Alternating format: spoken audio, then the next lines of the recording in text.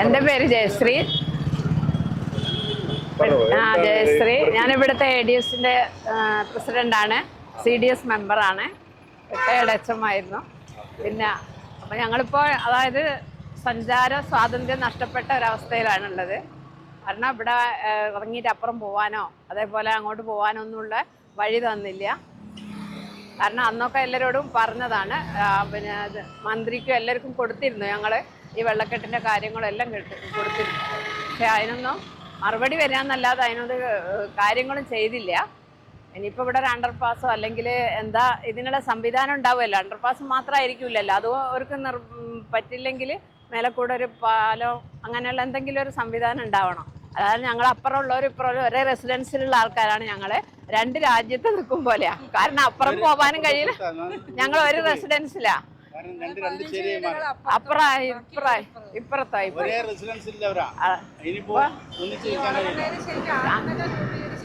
Residence ഇതായിരുന്നു. പക്ഷെ ഇപ്പൊ അവരപ്പുറത്ത് ഇപ്പൊ ഞങ്ങൾ ഇപ്പുറം ആയിപ്പോയി. അപ്പോൾ ബന്ധങ്ങളൊക്കെ എന്താ അറ്റുപോയിക്കൊണ്ടേ ഇരിക്കുകയാണ്. പിന്നെ അത് മാത്രമല്ല, ഈ മണക്കടവെന്നോ വരുന്ന ആൾക്കാർക്കുള്ള പോകാനുള്ള സൗകര്യങ്ങൾ നഷ്ടപ്പെടുകയാണ്. അതായത് ഓട്ടോറിക്ഷ തന്നെയാണെങ്കിലും ഒരു പോകുമ്പോൾ നല്ല പൈസയാണ് വാങ്ങുന്നത്, തിരിച്ചു പോകുമ്പോൾ. അവരെ പറഞ്ഞിട്ട് കാര്യമില്ല, കാരണം അത്രയും പെട്രോളൊക്കെ ഡീസലൊക്കെ കത്തിച്ചിട്ട് ഓടണ്ടേ. അപ്പോൾ അതൊരു പ്രശ്നമാണ്.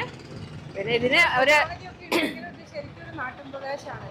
അപ്പൊ നാടൻ പണിയെടുക്കുന്ന ആളുകളൊക്കെ പാലും മീനും വാങ്ങാനുള്ള ആളുകൾക്കൊക്കെ ശരിക്കും പ്രയാസങ്ങളാണുള്ളത്. എല്ലാവരും പത്രം വാങ്ങുന്ന പാല് വാങ്ങുന്ന എല്ലാവർക്കും പ്രയാസമാണ്. അപ്പോൾ അപ്പുറത്തേക്ക് പോകണം. പിന്നെ വികസനം എന്ന് പറഞ്ഞാൽ ഞങ്ങൾ അതിന് വികസനത്തിനെതിരൊന്നുമല്ല.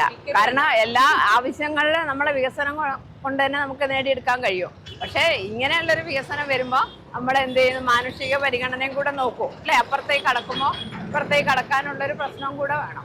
അപ്പോൾ അതിനുള്ള ഒരു സ്ഥായിയായ അല്ലെങ്കിൽ സ്ഥിരമായ ഒരു സംവിധാനം പെട്ടെന്ന് തന്നെ ഉണ്ടാക്കുന്നത് നല്ലതാണ്. അല്ലെങ്കിൽ ഇവിടെയുള്ള ആൾക്കാർ ഞങ്ങളെല്ലാവരും കൂടെ തന്നെ സ്ഥാപനങ്ങളുള്ള സ്ഥലമാണ്. സ്കൂളിന്റെ അവിടെ നടക്കാവ് സ്കൂളുണ്ട്. അപ്പൊ ഈ കുട്ടികൾ സ്കൂൾ ബസ് വരുന്നതും അതെല്ലാം എല്ലാവർക്കും പ്രയാസം. ഒരുപാട് വിദ്യാഭ്യാസ സ്ഥാപനങ്ങൾ അതിനെ ആശ്രയിച്ചിരിക്കുന്ന പല. പിന്നെ കച്ചവടം. ഫസ്റ്റ് ബസ് ഇവിടുന്നാണ്, അതായത് കോഴിക്കോടേക്ക് പോകണ ഫസ്റ്റ് ബസ് ഇവിടുന്ന് 5:30ക്കാണ് പോകുന്നത്. ആ ബസ് പോലും ഇതുവഴിയാണ്. അതായത് പന്തിരാങ്ങാവ് പിന്നെ പെരുമ്പണ്ണ ആ ഭാഗത്തു നിന്നൊന്നും ഫസ്റ്റ് ബസ്സില്ല. ഇവിടുന്ന് പോകുന്ന 5:30ക്ക് പോണ ബസ് ആണ് ആദ്യത്തെ ബസ്. അതുപോലും എന്താവുന്ന അവസ്ഥയിലാണ്, ആർക്കും കയറി പോകാൻ പറ്റാത്തൊരവസ്ഥയിലേക്കാണ് വരുന്നത്. അപ്പൊ അതിനുള്ള